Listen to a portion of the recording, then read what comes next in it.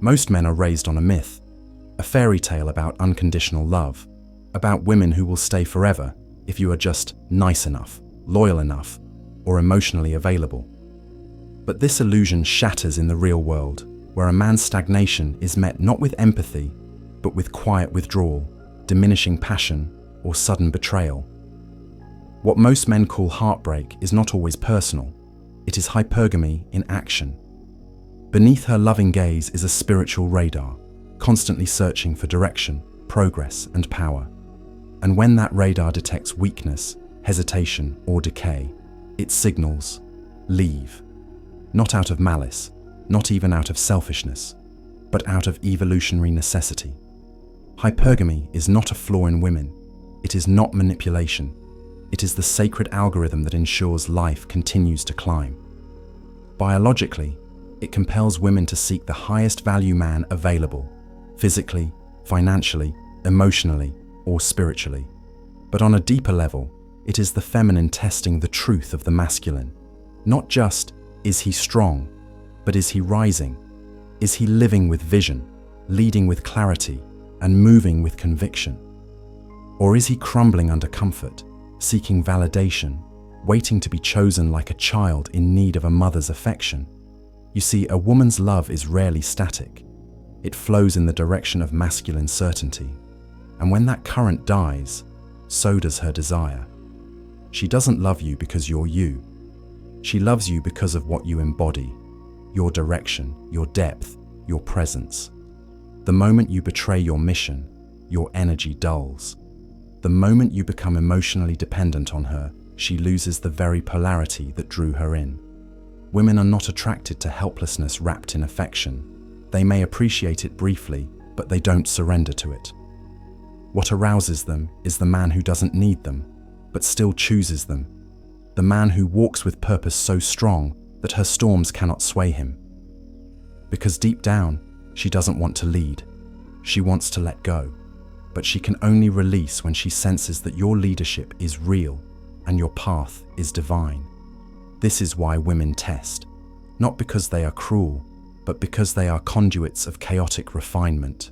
Her mood swings, her doubts, her sudden distance, these are not betrayals, they are initiations. When a woman challenges you, she is unconsciously asking, are you safe? Are you present? Are you man enough to remain unshaken? Most men fail because they react. They argue. They seek reassurance. They become emotionally volatile, thus proving they cannot hold her. She doesn't want to be your therapist. She wants to feel your unshakable spine. When she throws fire, do you burn, or do you become brighter? The men who die under hypergamy are those who think love is enough. It's not. Progress is required. Evolution is mandatory. When she feels you've stopped climbing, she won't say it directly. She'll withdraw. She'll delay intimacy. She'll need space. Or she'll find another man, one who radiates the edge of forward momentum, the ache of ambition, the stillness of purpose. It won't be because you're a bad man. It'll be because you stopped becoming. A woman cannot love you if you do not love your own growth more than you love her attention. You must lead yourself deeper into truth, into purpose, into presence. She is the storm, but you must be the mountain. You do not conquer her by force. You conquer her by holding your ground. And in doing so, you give her the one thing her soul truly craves: certainty. So understand this. Hypergamy is not the end of love. It is the refinement of it. It forces men to choose, evolve or be replaced, lead or be discarded, rise or be forgotten. And if you're wise, you won't fear it. You'll thank it. In the alchemy of lust, you'll be taken deep into the ancient and forgotten discipline of sexual transmutation, a principle once reserved for monks, warriors, kings, and creators.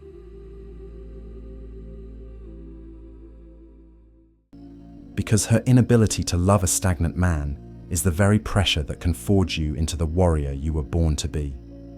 Now that you understand hypergamy is not cruelty, but evolutionary intelligence, you face a choice. You can resent it, curse women for being disloyal, unsatisfied, or impossible to please. Or you can rise above it.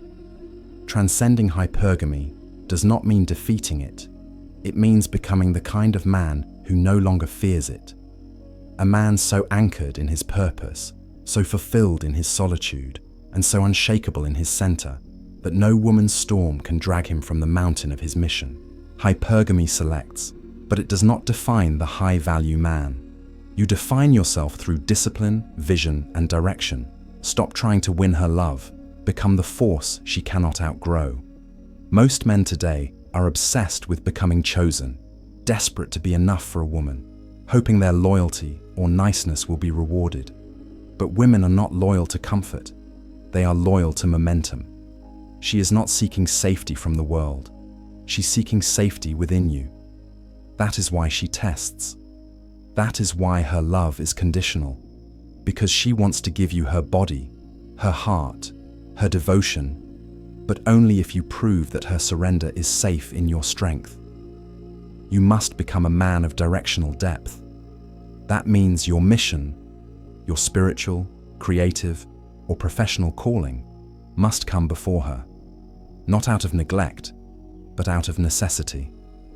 If your purpose falters the moment she withdraws, then you were never leading. You were orbiting around her approval. Women fall for men who walk away from chaos without closing their hearts. They bow to men who are unattached, yet fully present. This is the paradox. She wants to feel your love, but not your dependence. Your intensity, but not your desperation.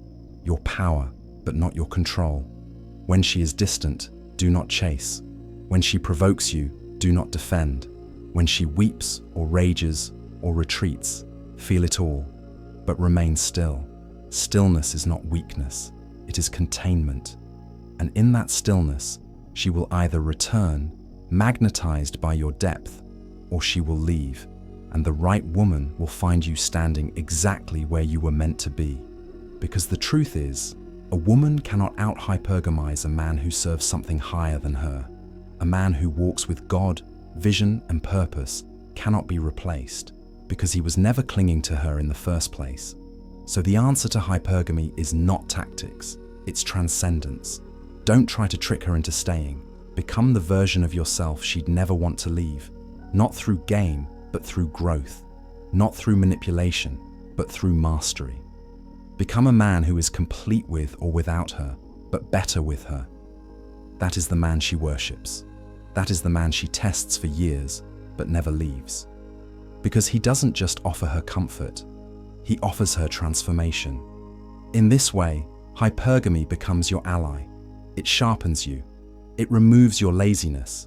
It humbles your ego. It teaches you that love is not given. It is earned daily through your posture, your presence, and your pursuit of purpose. You don't defeat hypergamy. You become so vast that it kneels in your presence. So let her be hypergamous. Let her test. Let her run. Let her chase status, validation, and image. If she leaves you for someone else, let her. Because the man who cannot be replaced is the man who replaces nothing with validation, only vision.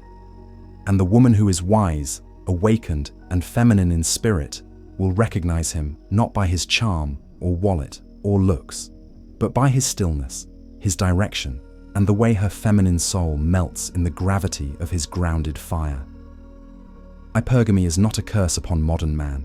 It is a crucible, a divine forge that burns away weakness, emotional dependency, and illusion. It does not care how much you love her.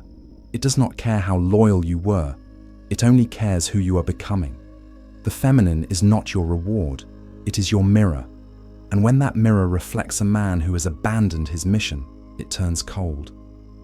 But when it reflects a man who has chosen the path of depth, vision, and mastery, it softens, submits, and follows. You must understand, a woman's love is not something to beg for, bargain for, or cling to. It is something that flows naturally towards certainty. When you embody your masculine essence, when you are rooted in your truth and walking in your purpose, her hypergamy becomes irrelevant, because there is nothing higher for her to select. not because you control her, but because you have mastered yourself. She is wired to follow the strongest current, so become the ocean. The man who transcends hypergamy does not compete. He creates gravity. He no longer asks, "Why did she leave me?"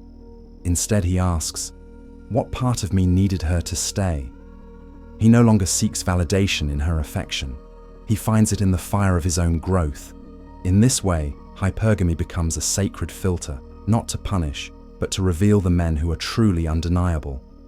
So let them test you, let them watch you, let them leave. And when they return, or when others take their place, they will find the same thing.